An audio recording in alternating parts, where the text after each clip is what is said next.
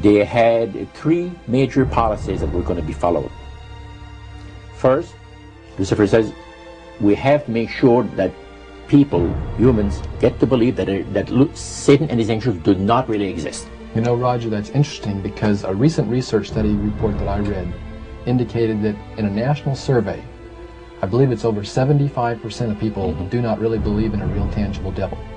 But there is one. Oh, yeah. Oh, the next thing, the three parts policy that they had adopted there, the second one was to find a way of being able to get total control of people's minds. And that would be done by taking hypnotism out of the realm of the occult and introduce it as a new science for the benefit of mankind. They felt that by taking hypnotism out of the realm of the occult and introducing it as a new science for the benefit of mankind, they could then use people of great renown, educators, people of capacity, that would do great things, such as supposedly regress people in time to former lives.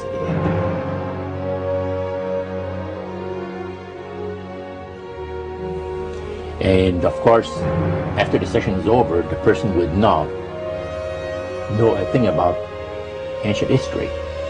And the person she or he has talked about performing, you know, certain deeds, we'll say, 3,000 or 4,000 years ago.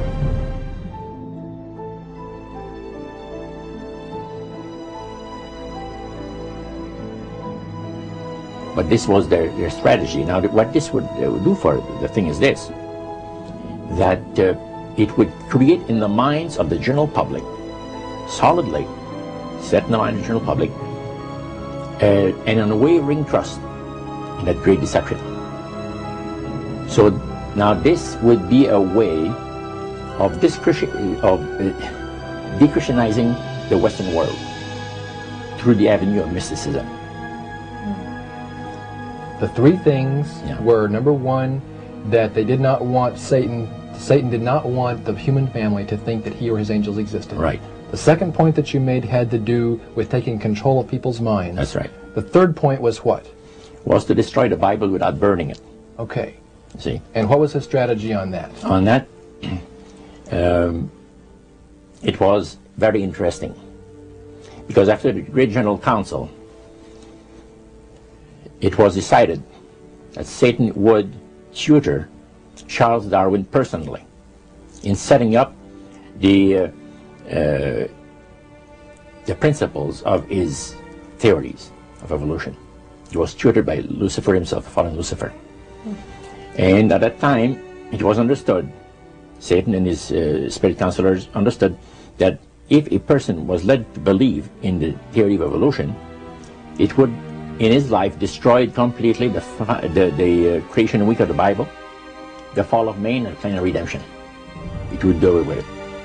Anyone that teaches a theory of evolution is considered to be a minister of a great religious system.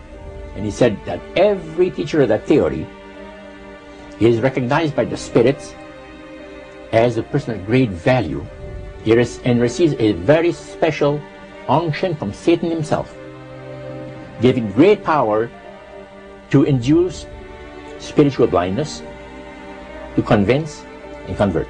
Three capacities.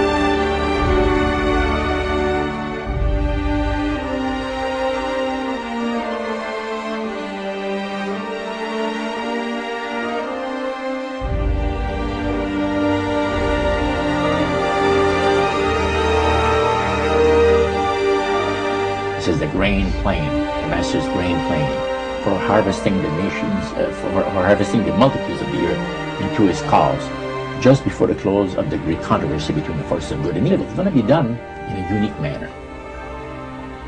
This rain plans is going to take people are going to eat the stuff, because it says spirits, demon spirits, will declare themselves to be inhabitants of far distant planets in the galaxies that are coming to warn the inhabitants of planet Earth of the impending destruction of the planet unless something seriously proper is done to avoid it.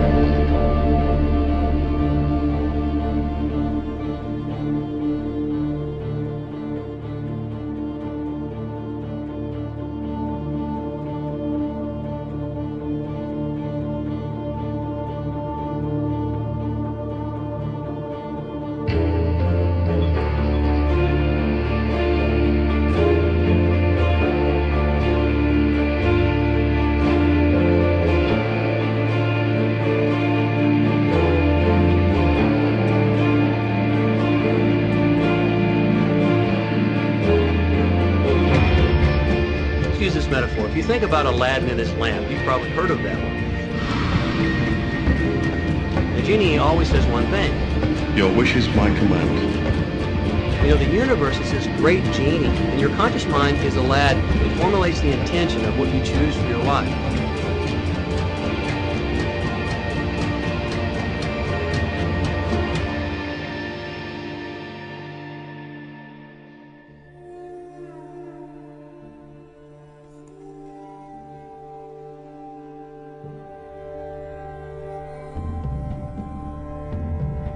At the very heart and core of all these secret societies lurks the Kabbalah. It is a method of encoding information through a system of mathematics and numbers.